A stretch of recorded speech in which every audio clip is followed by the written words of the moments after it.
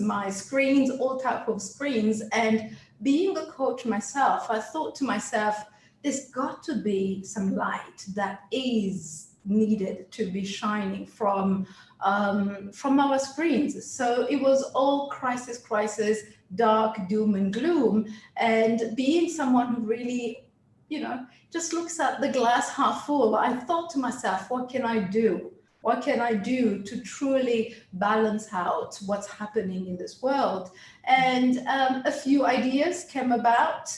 And one of the ideas was to create Coaching for a Cause back in April. I know that some of our audience in Rwanda, in Africa, and around the world logged in April on Good Friday to hear us speak and share our heart from a coaching point of view. So that was one of the first initiatives we launched to try to counter the doom and gloom news that we were getting. And you would have also seen that we launched a Leaders Roundtable in June for us to gather leaders around a table in Rwanda and truly broadcast to the world that, leaders can still have a say and show that they are tangibly doing something to create recovery processes, not only from a financial, health and economic point of view, but also from a coaching point of view. Now, I need to let you in on a secret, everybody. One of my passions and my dreams and desires was to host a show. And this show is really me fulfilling my desires and my dream to be that platform of light that talks about positivity. And in order for us to say yes to the positivity, is necessary that we talk about issues, challenges, particularly those challenges that we don't get a chance to talk to someone about. So myself being a coach and also my hosts and speaker, as in guests and speakers, throughout the next few weeks will be coaches like myself. So you will be having conversations with people who can truly talk to you and hear you and share ideas about certain challenges. So that is more or less the history and the backgrounds of Converse with a Coach, which is an opportunity for all of you around the world to get that chance to converse with a coach. And today you've got two coaches from two different continents that are conversing with you. So we are live. And what I am going to ask you, the audience, is to share your comments, your questions to Linda, who is our guest for today. And Linda will be able to answer some of the questions that are coming from a personal but also professional point of view. Okay, so that I think is really the beginning of a great journey. We're hoping to speak to all of you every Sunday at 6 p.m. Kigali time and 4 p.m. Universal time or GMT. Now, Linda, allow me to introduce you from a global point of view, and I will also allow you to share a little bit more about who you are and what you do before we get into the topic of today. Is that okay with you? Absolutely, Mireille. Thank you for inviting me to be here. It's an honor to be part of your very worthwhile initiative. And thank you for being our very first guest today. So Linda Berlot is based in Dubai. Linda is a CEO and entrepreneur and a coach focusing on executive coaching and teams coaching. Linda is also very passionate about being the light into people's lives, businesses, and many other things which she will be able to share with us. And in allowing her to do that, allow me to get to that section that really is one of my favorite sections on this show, Linda. How did we meet? Can you share with the audience how we met? I was thinking about that. I think it was around 2012, right? I had just come back from an expedition in Antarctica where 12 of us breast cancer survivors had gone to raise awareness for breast cancer. And I came to the organization where you were at the time working and presented that story. Yeah.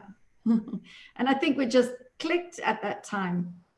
We did, yes. And I do remember that. So really the format of this conversation is, friend talking to friend, and the world is eavesdropping. So I do remember it was around 2012, and I was still working, and I was based in Dubai, working for Thomson Reuters. And at that time, in fact, I was new into my role as someone starting up and heading up a women's network.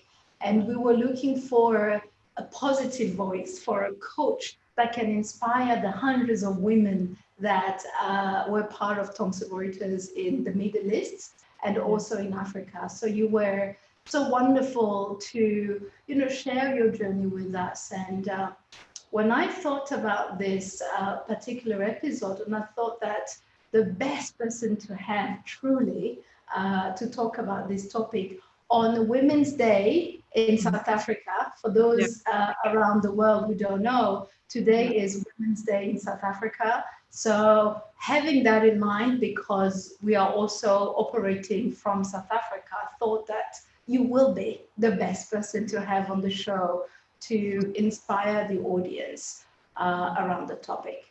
So as we continue, can I ask you to share a little bit more about yourself, Linda? Who I am is a very broad question. I always have a little bit of panic when people ask me that, because you think, where do I start and unravel that ball of wool? So my name is Linda Berlot. I am Italian. I have been living here in the UAE since 2004. People ask me, where are you from? And I always say my blood is Italian because I have Italian heritage, Italian parents, but my soul is African because I spent many, many years in Africa with my parents, and we moved around quite a lot. And I eventually found myself here working, training and development was my background. And so I came and joined a large retail organization that as the learning and development director, and kind of grew from there here in Dubai. Right. And thank you for sharing with the guests, how you find yourself in Dubai. And I know that, one of the key things you always say is that, your blood is Italian, but your soul is African. My soul is African. I spent so many years in Zimbabwe. I was born in Zambia, but never lived there. Yes. And grew up in Italy. And then at about 16, spent 15 years in Zimbabwe. I spent a few years in South Africa and, just around before I came here. So it's hard to say, what are you? We're not just one thing. We are many things, right? So I guess that's really one of the toughest questions that people go around life trying to figure out, who are you and who defines who you are, right? And what defines who you are. Right. Yeah. So I love that, blood and soul sort of distinction. It's awesome. So Linda, the topic we chose for today, while we are celebrating on the one hand Women's Day in South Africa, the topic itself is really not celebratory for some, but it can also be celebratory depending on how you look at it.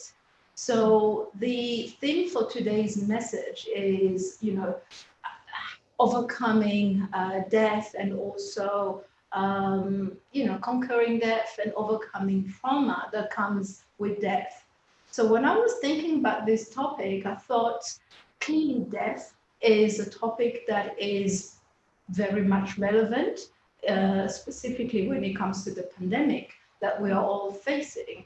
But at the same time, there are many other causes of death and or near-death experiences, if I can call it that way. So the ramifications of those can be trauma, amongst many other things.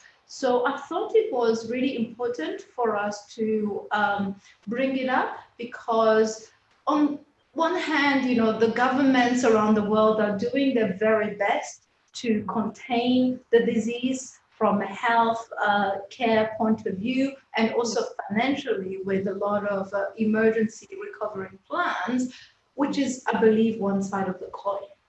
But the other side of the coin is the emotional side of things, which is where, you know, it's your forte, my forte, and our respective organizations' forte to focus on, you know, the emotional leadership or the emotional intelligence of certain things we do. So, without me talking too much, because you are my guest, and I think our audience will be truly blessed to hear your story. And I'm once again grateful that you are able to share your experience. Before we get into details, can I ask you to share with the audience how this experience, what the topic means to you personally at this stage? First of all, I want to address something that you said, which I think is really, really relevant at the moment. You said something about fear. And I think it's really important that we have the conversations about those things that we are afraid of, not just to process, but also because the more information we can put into the systems that we live in, the more empowered we help people feel. You know, sometimes information is power. And when I know stuff, when I can see someone who has gone through that challenge and come out the other end, or I have more information, it lowers fear. And so well done you for having these conversations where you can invite myself and other people such as myself, so that we may talk about topics that are hard to talk about and sometimes scary, and yet we can help others see that unless we face our fears, it's very hard to live a life where you are whole and fulfilled. So you ask me, what does this mean for me? So for me, having faced my own mortality really does mean that I now choose how to live. I might not be able to do so every single day, but I certainly strive to, you know, push my boundaries and live fierce and fearlessly, so that I'm not defined by my fear or by the disease that I had, and maybe another day we'll have again, who knows, you know, but I'm not defined by those things. Yeah, the word mortality sounds a bit heavy to me. The fact that you talk about mortality yet you are alive is a bit scary already by hearing it. So I'm wondering what the audience is, you know, is thinking. And I guess, you know, they will be sharing with us in a moment. So I'll be checking my phone just to get the sentiment from people on that. But share your experience with your audience, you know, your experience around mortality. What does it mean for you? I think I'm intimately acquainted, and you know, everybody's experience is different. So before I start speaking and sharing about my story, I just want to acknowledge that this is only my story and this is how I've experienced it. It may not be the same for someone else experiencing something similar, you know. But for me, I'm intimately acquainted with breast cancer, which is what my experience was. I was diagnosed when I was 47. That was 9 years ago, 9 years and a week, I think we said. And I was diagnosed with breast cancer. But previous to that, my mum had breast cancer, and she fought the disease for 15 years before passing away. And then my sister was also diagnosed when she was 35, and she's absolutely fine. So I'm intimately acquainted with what a disease such as breast cancer does to a woman and the way that we view ourselves, but also to a family. I work very closely. I sit on the board of a breast cancer support, like a charity. It's called Breast Friends here in Dubai. And the work that we do is really to support women who are either going through breast cancer or who have had breast cancer. So we raise funds, but we also provide support group meetings, so we can connect and, you know, support each other through the journey. And so I've become very familiar with some of the stages that we all go through when we get diagnosed, and you know, some of us make it, some of us don't, but there's a certain spirit that lives in the sisterhood, which I would never have chosen for myself, by the way. Nobody ever puts their hands up for that kind of a gift, and yet I feel immensely proud to belong to such a group, because when you have looked at the possibility of dying, all of a sudden life becomes very, very precious, and you start to decide how you want to live rather than just living in a rut or in a complacent zone. So allow me to ask you to share with us how you felt when you had those results that indeed you were positive. What was going on inside of you? Mireille, that question it started a little before, because I had watched my mom for 15 years. And so already then I started to make sure that I did everything right in the gym, eat clean, vegan, don't drink, don't smoke. It was all this, you know, clean stuff only going in. So this started living in me before. And then when my sister was diagnosed, the fear that gripped me, I felt like I had a sword of Damocles hanging over my head. And I took myself off to a psychologist. I was that, I remember I couldn't function almost. And she helped me to make plan A, plan B, plan C, plan for the eventuality, get a great medical insurance, get a great, have some savings, have a critical illness plan, these kind of things that could help protect me in the eventuality of being diagnosed. So the day that I did get diagnosed, I was super calm. Part of it because was shock. The doctor was showing me the scan on my mammogram, and she was telling me, this, and I almost didn't hear her. It was maybe 10 minutes of hearing her speak that I looked at her and I said, I've just realized you're telling me I have breast cancer. So there's a shock element that happens. But because I was so well prepared, it's almost like I rehearsed it. I wasn't panicked in that moment. The panic comes actually, the first 3 weeks when you get diagnosed are the scariest, because now you know you have something, but you don't know what it is. You don't know what your treatment will be. You don't know how bad it is. Will your medical insurance pay? These are all, so it's about 3 weeks of really traumatic and stressful moments. And then the moment, it seems like when women get told, this is what you have, this is the treatment you need, kind of things settle, and you just put one, then you become a warrior. You're at war, put one foot in front of the other. And I see that also with the women that I stand beside. I sometimes stand beside women who have just been diagnosed in those first 3 months, and it's the most traumatic moment. Not the hardest, but the most traumatic. I can imagine when I hear you share about, what, not knowing what would happen, what treatment to take and all of that. To me, it sounds like a COVID as well, almost like we are going through. So I find it quite interesting that, you have gone through that in your own experience before, and, having that disease being genetic to some extent, it helped you being prepared, but when it actually happens, that's truly when it hits home, sadly. Allow me to ask you, are you the only daughter that your mom had? No, we're two, my sister and myself. So my sister was diagnosed before I was, about 5 years prior to me being diagnosed. Oh my God. Yeah. What was happening when she was diagnosed? That was the time where I was so afraid, possibly more afraid in that moment than when I was actually diagnosed. Now I work with teams and I coach teams, and I often teach them about the change curve, which we all are very familiar with: denial, resistance, exploration, and acceptance. And it was that knowledge of,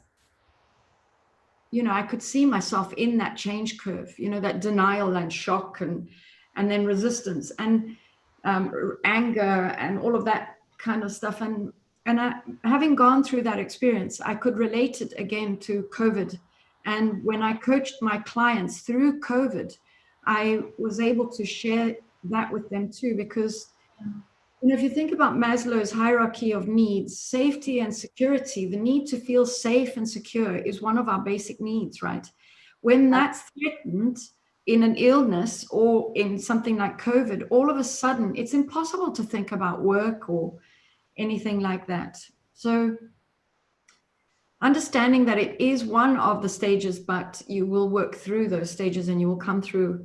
There are steps that you can take to help yourself through your change curve. Yeah. Wow. You sound like a superwoman to me, Linda. Super people are people that run in buildings to save other people or pets, or, as a woman, I think we're warriors. Women are warriors. Sometimes we're fierce, sometimes we're gentle, but we are warriors. And sometimes we don't even know that we are warriors. And when something strikes us or strikes those we love, we go to war. It's just what we do. We'll get to that. I don't want us to go into the coaching moment because that's our tendency, that's our forte, that's what we do. But I would like the audience to benefit from your story, journey by journey. So far, you told us the history in the family, you told us about your sister being diagnosed 5 years before you, and now you were diagnosed, and you shared with us more or less the traumatic experience. But now I don't know much about cancer.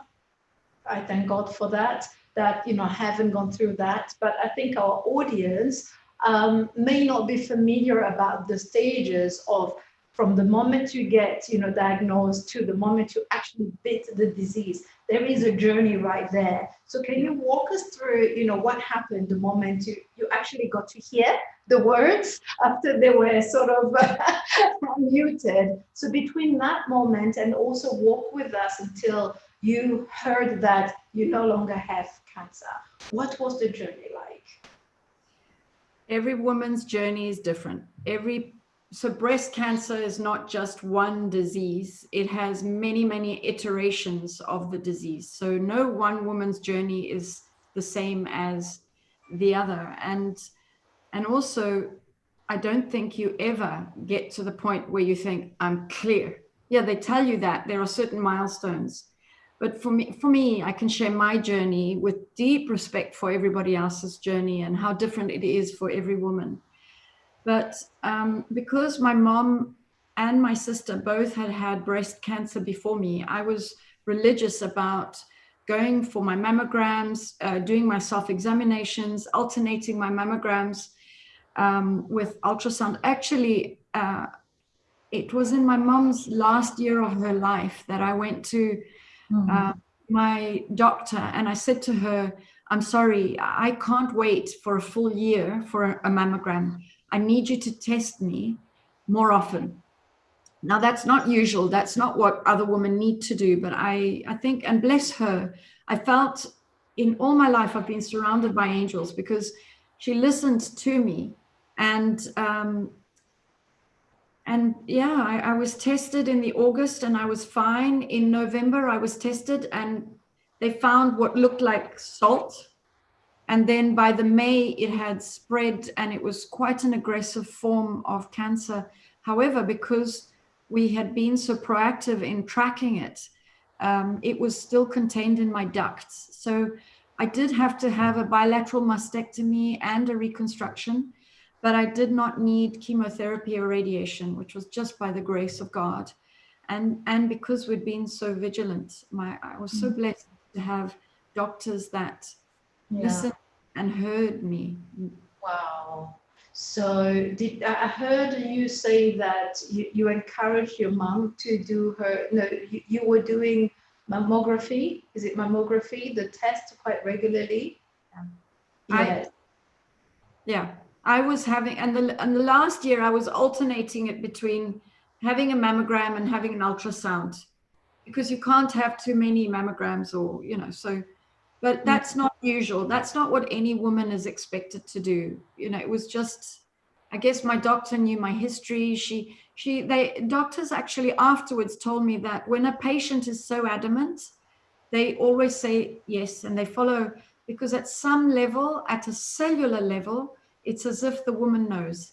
And I can truly say that it was quite a few months where I had this deep urge to go and get tested. And I really feel angels were whispering in my ear.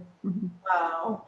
So you said it's unusual for you to want to be tested regularly. What's the usual, frequency, so that people out there know what is the right thing to do, because you are here to teach us, because you've gone through that. So what will be what you will recommend to people to go to the doctor in terms of frequency to get that checked? Well, that's quite a broad question, and every country has slightly different statistics. So the recommendation is every month do a regular self-examination on your breasts, and that is not necessarily to find anything, but to get acquainted with what your breasts feel like, and so that if something does pop up or looks unusual or feels unusual, you can recognize it. But then over the age of 40, they suggest that you have a mammogram once a year or once every 2 years. Every country is different. That's a little different if you have a history of breast cancer. If you do have a history of breast cancer, then you would start your ultrasound 10 years younger than the member in your family that had the breast cancer. The reason they don't want to do mammograms on people who are so young is because the breast tissue is very dense. So it's hard to see if there is a cancer there or not. Yeah. I'm just realizing that you are really teaching me something. I am well over 40, and I don't think I remember having gone through that type of test. So I promise that after this session, I will definitely go and get myself checked. Thank you. Thank you. I'm so happy about that. You know, when I was diagnosed, I never asked myself, why me, or why is this happening? I quickly understood why me. And so, you know, in a country here where speaking about breasts and speaking about cancer are both very taboo subjects, I thought to myself, well, you know what? You're a loudmouth Italian. You stand on a public platform. You're the perfect person to be speaking about this. And so Wow. I pretty quickly understood this might have been part of my journey. Yeah, that's powerful. May I ask, when that experience happened, were you in Dubai or in Italy?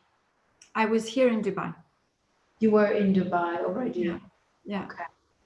Right. So what you are saying now as a hindsight lesson is that truly that disease that you believe you had was to some extent purposeful, so that you could, speak up, because you are in an environment where, people find it a taboo to talk about issues such as, talking about the breasts.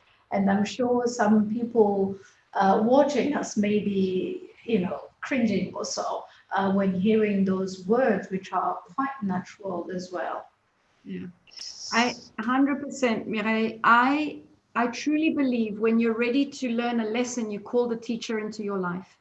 And that teacher might be a course, a person, or an event or an illness. And so I always look at the lesson, or what's here for me to take away. What's the takeaway in the situation?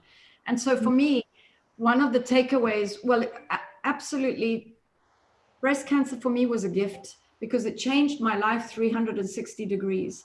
But I always think to myself, then once you learn that lesson,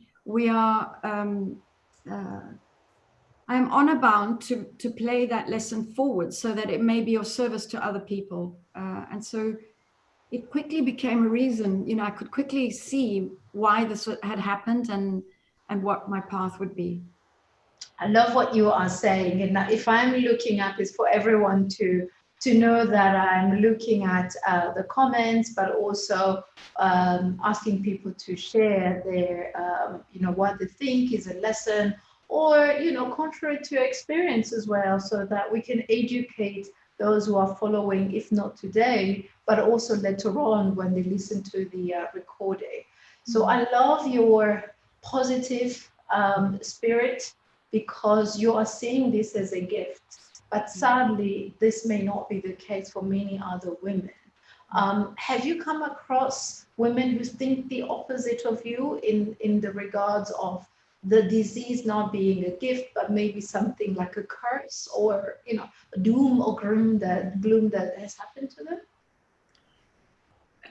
Mireille, I'm sure there are women who don't see it like I do. And yet in the support group at Breast Friends, and unfortunately we have growing numbers because breast cancer is the second leading cause of women, and it's getting younger. Women are getting younger and younger as they get diagnosed. But in our support group, I think every single one of us views what happened to us as a gift, an unwanted gift, but one that God or someone saw in there that we needed, right? I mean, for all of us, it's changed our lives 360 degrees. You cannot go through such an event and not come through the other end a different person. So there's a lot of self-awareness, personal growth. Very often, women who get diagnosed with breast cancer are mothers to everybody else except themselves. These are often A-type personalities who are out there and don't give much here. And, when you get, my reference is breast cancer, but I'm pretty sure any such disease, there's a moment where all of a sudden you have to learn about boundaries, learn about saying no, thank you, but no. And so there's growth. There's growth that comes from that.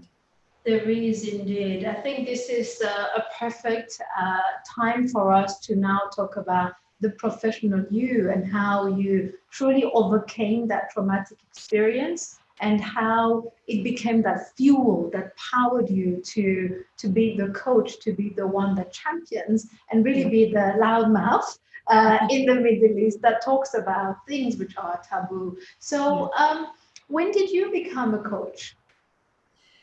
I have been a coach since 2007. I was working, learning and development, but also change management. And I was sitting at executive level in an organization. And I quickly learned you can't tell those executives what to do because they know everything. I me included. I had to find a different way to reach them, and coaching came into my life. Yeah. Yeah. That sounds pretty good. And how do you bring your experience into coaching? Yeah. I have to tell you that, when I had my operation, I needed, after 6 months, or I think 8 months, I needed to start rehab because they used the muscles on my back to reconstruct my breasts. So I have no lats, in essence. I needed to do rehab, and starting the rehab got me physical. And so I started to exercise, and then we went to Antarctica and we had this mountaineering expedition to do. And so we needed to train for that. And then there was no stopping me, because all of a sudden I thought, yeah, if I can do that, I can do anything I want to. And the next year we climbed Kilimanjaro. The year after that, I started dancing and then started to compete. Even though I've got 2 left feet, I don't care how bad I am. I just love it. I love the lashes and the dresses. And the objective is to just keep stretching my boundaries and living with those things that make me happy. And not last year, 2018, my sister and I did, she's my partner in crime, by the way, so we do this all together. And my sister, yes. So we went 250 kilometers in a kayak around Zanzibar Island, and neither of us had ever kayaked before.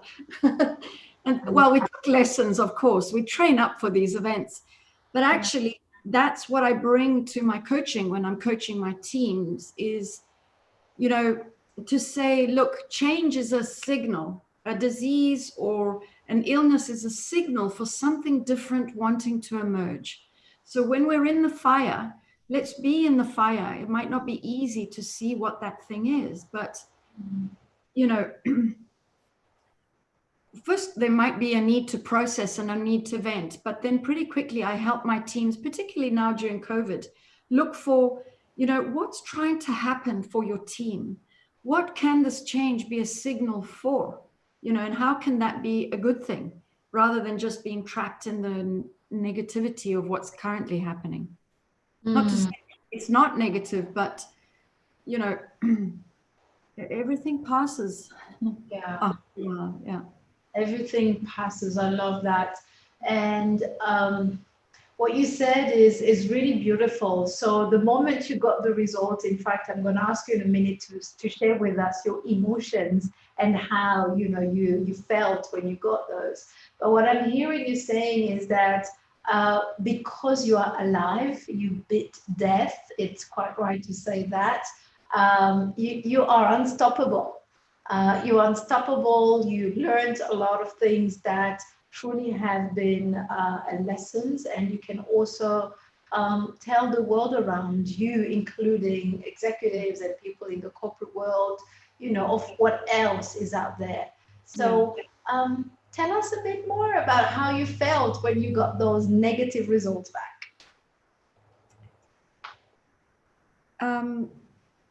Well, definitely in shock and fear.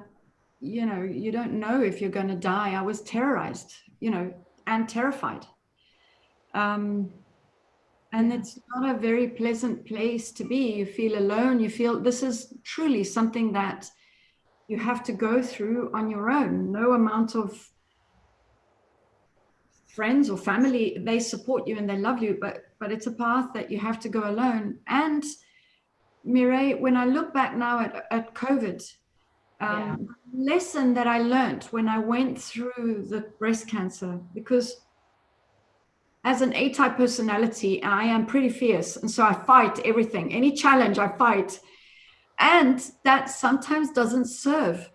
I quickly learned, because you can't fight the doctors, you can't fight the test results. They take the time that they take, you know, and it's pointless getting irritated with everybody. You just hurt yourself more.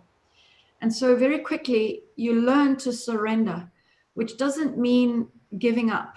It means giving in to the process. And to do that, you learn to trust that you're infinitely held, but also trust that you are infinitely resourceful and you will find ways to get through the challenge. In COVID, when I think it was in February here, my team and I, we were working and we were bombarded by all this negative news about, you know, on WhatsApp and fear. I was the first in the team to drop. And the way that my body started to react, I would fall asleep at my laptop. I'd have to take cat naps. I wasn't sleeping. I was so afraid I would lose my business. How do I pay my team? How do I pay salaries? And there was a moment where I thought, oh, I've been here before. I've been here before. Moment. It was such an aha moment. And I remember, just surrender. You don't need to fight the process. Just surrender. And you will know when to swim and when to allow the rapid to take you through, you know, the river to take you through the rapids. Yeah, I love what you said about not giving up, but giving in. It's a tweetable moment right there. So for those of us, for those of you online that are watching, if you have any, you know, tweetable moments or takeaways or questions, feel free to ask them, and then I will be picking them up. So surrendering when something traumatic or, you know, so dangerous happens to you is what you are saying is supposed to be, rather than going with the fear, but go with the faith of you having all that you need in order for you to live, thrive, and not survive. Yes. Yeah. Wow. Really. Okay. So I know that when we met back in 2012, you had just come back from Antarctica, And you shared with me that you've even been here in Rwanda I and you did was. I can't believe it, girl. I came to Rwanda in 2017. So every year we've done something. 2017, we went trekking and looking for gorillas. But I loved Rwanda, actually. I was saddened by your history. It was horrific, but love the way that you are taking care of your country at the moment, the leadership and what it stands for, the hygiene, the cleanliness, the sense of community. I was I was left. It really touched my heart. Oh, thank you. So you have climbed Kilimanjaro. I know Kilimanjaro is one of them. You have also done the Antarctica, which sounds very exciting to me now that I have not traveled for 5 months. Probably one of my to-dos. And you've trekked the gorillas. Did you do the highest mountain in Rwanda, which is Karisimbi? No, I didn't. No, not on that trip, unfortunately. But I might come back. Yes, I was just about to say, when the world is able to travel, we'll certainly extend an invitation for you and the women to do a hike of Karisimbi, which is, I think, 4,500 meters. Wow. Yeah, that's already altitude. Wow. It is. Yeah, that's a great idea. You've given me an idea for an initiative that I have. I'll share that with you. Okay. Yeah. Absolutely, yes, we'll be glad to assist the women. So I don't see any comments or questions just yet. Oh, there is one. Therese Sekamana is saying, thank you for organizing this webinar. If I may, it is advised to women over 40 to do a mammogram once a year. So yes, thank you for sharing that. Yeah. Yeah. Thank you, Therese, for sharing your comments and also your suggestions. So feel free to ask any question, Therese, or anyone watching us live. I know that we have a great audience in Rwanda, but also on the African continent, and you in Dubai. I know that you've got a great audience in Dubai, but also friends from Canada who are involved in helping patients with traumatic experiences that are not necessarily linked to health. It could be, some of the case can be people being forced to leave their countries and become refugees. So trauma is not necessarily something that happens because of a disease. So, so some of my colleagues and friends looking in from Canada and also the other continents will certainly be able to hopefully share their comments and also questions. Back to the teachable moments. I liked how you said that this is it's a gift to some extent, and you see this as an opportunity to teach others. What do you think the audience can learn from your journey personally, but also how you turned it around professionally? I think so many things I want to share. Where to start? I think the first place is to really remember that change is a signal for something different wanting to happen. And so to look for what's the emergence of what's trying to happen. But the other thing for me was that I learned was to live in the moment and to keep stretching my boundaries every day, to say yes to being afraid and facing your fears. And being afraid could be something small or something big, maybe today, I don't know, but challenge yourself every single day to move out of your comfort zone. We live such comfortable lives, and growth happens outside of that, but also so does excitement and learning new experiences, and so challenge yourself to say yes to new adventures. Indeed. Would you have gone through the Antarctica or Kilimanjaro without it. Not Antarctica, not Kilimanjaro, not Zanzibar. I would never have started dancing. I always said to myself, oh, if I had another life, I'd love to be a dancer. When I climbed Kilimanjaro, I thought, what? If I can do this, I can do anything. If I can climb a mountain, I can do anything. And Wow. I signed up for dance classes. And sure, I'm not a dancer in, like I imagined, but I still love the music, and I dance Argentinian tango, and it's so passionate and it's beautiful, and I love it. Yeah. So So in one way, as I hear you speak, Linda, I think that through coming near to death, you became more alive. life, yes, absolutely. Absolutely. And the realization of how complacent I was in my life, how I was trapped in a job which I didn't necessarily like, but I needed to pay the bills. So I was ruled by fear. I wasn't living my life on my front foot. I wasn't fearless. I was trapped and kind of controlled by fear. I had just separated from my husband, and so there was lots of things going on that were holding me back. And once I went through what I went through, it was really about, wow, I can do anything I want to. Any one of us can, if we believe it. So it will be so. So you became free and liberated to be 100% you and whole. Yes. My motto now is fierce, fearless, and free. Oh, say that again. Fierce, Fierce. fearless, and free. And free means free of any fear. Free of any fear. Wow, that's so beautiful. Fierce, fearless, and free. The triple F. I love that. Wow, that's amazing. I'm seeing a comment from Jane Thomas in Canada. Jane, yes, you can say hello to Jane. I said hello, Jane. Jane is saying, loved her comment, growth happens outside the comfort zone. Yeah. Would you agree?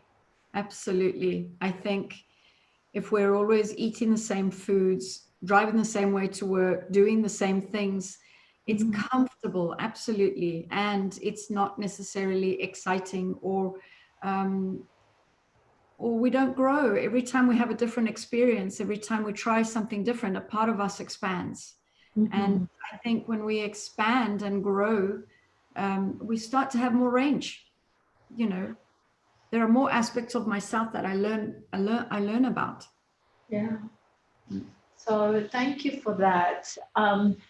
Now with COVID, so clearly, many people are afraid, and I must confess that at some point, the thought of maybe coming in contact with someone so close to me, like the microphone is close to me, might be, a scary thing. There's so many of us who are now threatened by the idea of the disease coming close to us. So it kind of creates that traumatic experience in us, even though we're not sick yet or won't be. What would you say to the audience that is watching now, that clearly lives with fear all around every day? What can they glean from your experience?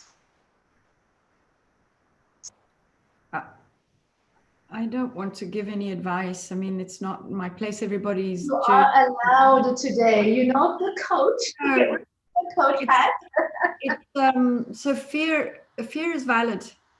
So fear is valid. And I would look at what's the message your fear is trying to give you. How do you come into relationship with your fear so that it doesn't control how you are? I mean, I was right there with you. I mean, I wasn't sleeping. I was initially, when COVID hit, it was frightening. And I'm sure so many people are going to have to treat it for post-traumatic stress disorder, because it's been incredibly traumatic. I would not minimize fear at all. I wouldn't say, don't be ridiculous. No, listen to your fear and give it a voice. and start to, like, almost, if I could put my fear there, what would my fear have to say to me? What's the message it wants to give me so that I can take care of myself in this moment? Yeah, I agree. And I must say that even myself, I went through something similar, which, I'm openly sharing with the audience. Rwanda, just like the UAE or any other country, we went through about 6 weeks of lockdowns, total lockdowns, nobody leaving home.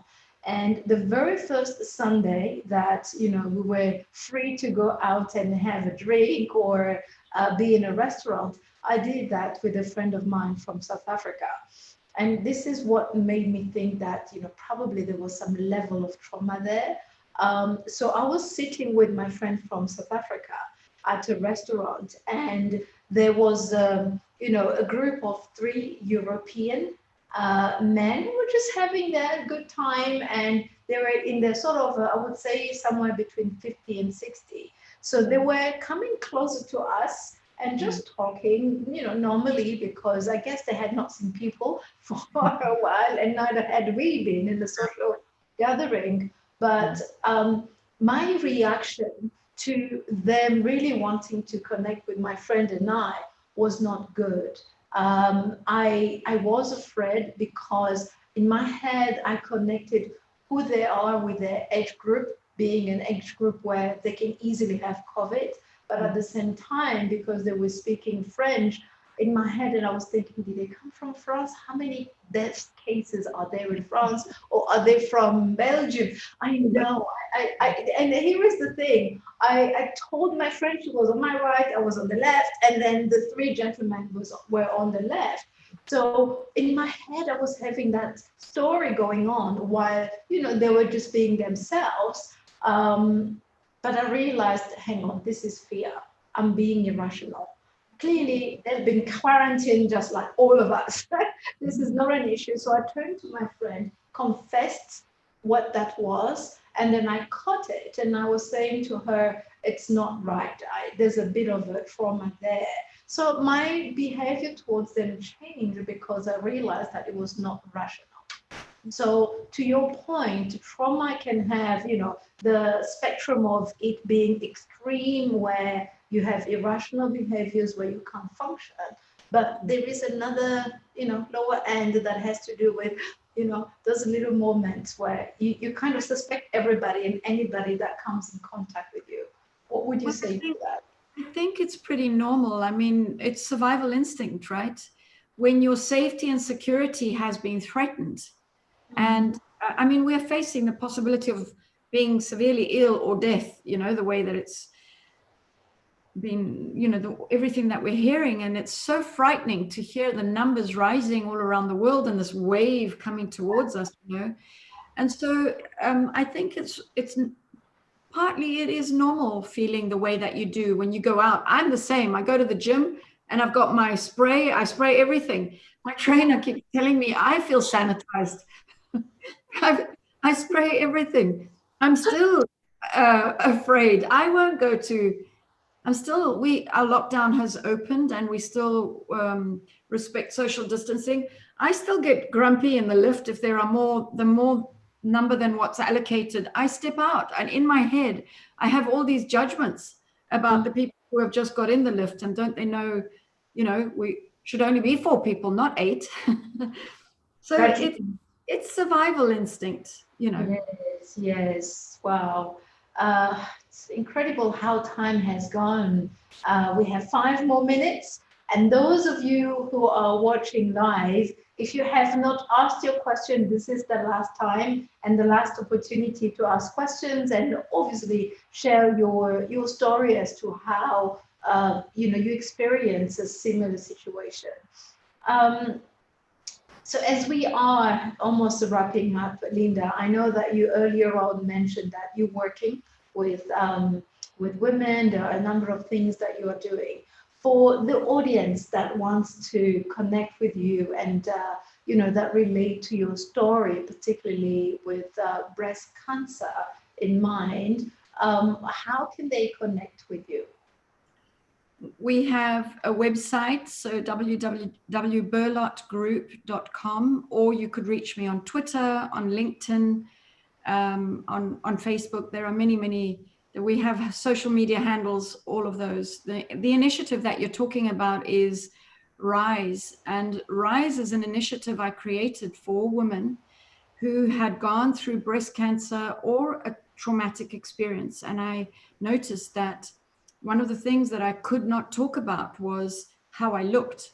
So I would say to my friends, my God, I feel so embarrassed and so ashamed about all my scars. And people would say to me, don't be ridiculous, you're so beautiful, or don't be ridiculous, you're alive. All of which might be true, but didn't allow me the space to talk about and actually deal with the trauma and loss of having lost my breasts.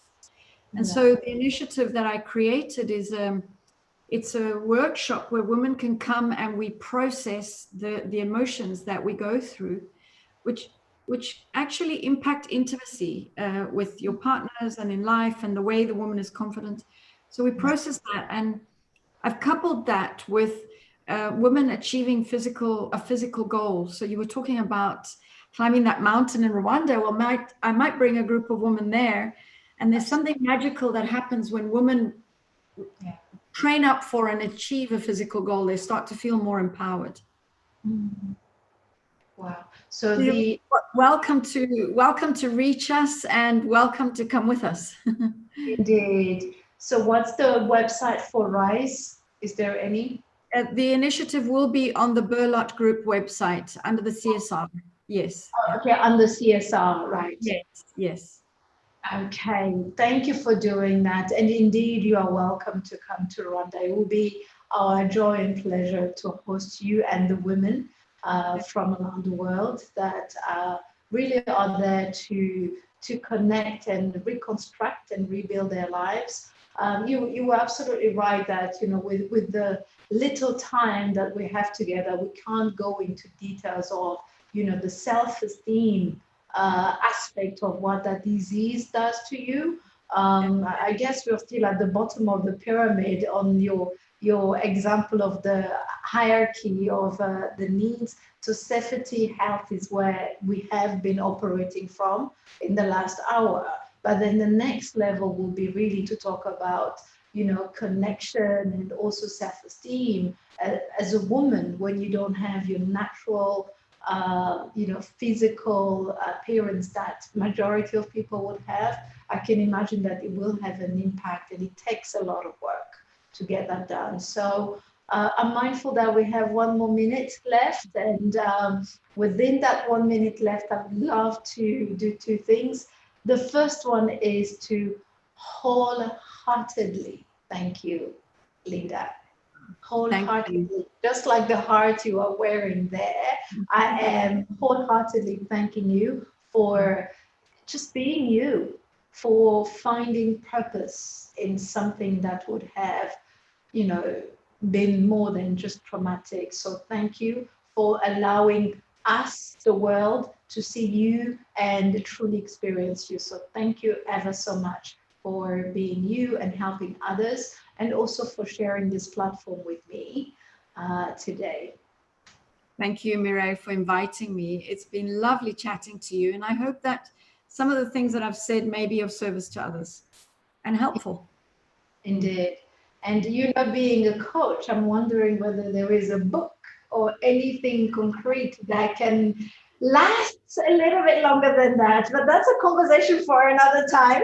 You sound like my team. My team are always saying, Linda, there are a few books in you. And I'm like, whoa, maybe, yes. Yeah.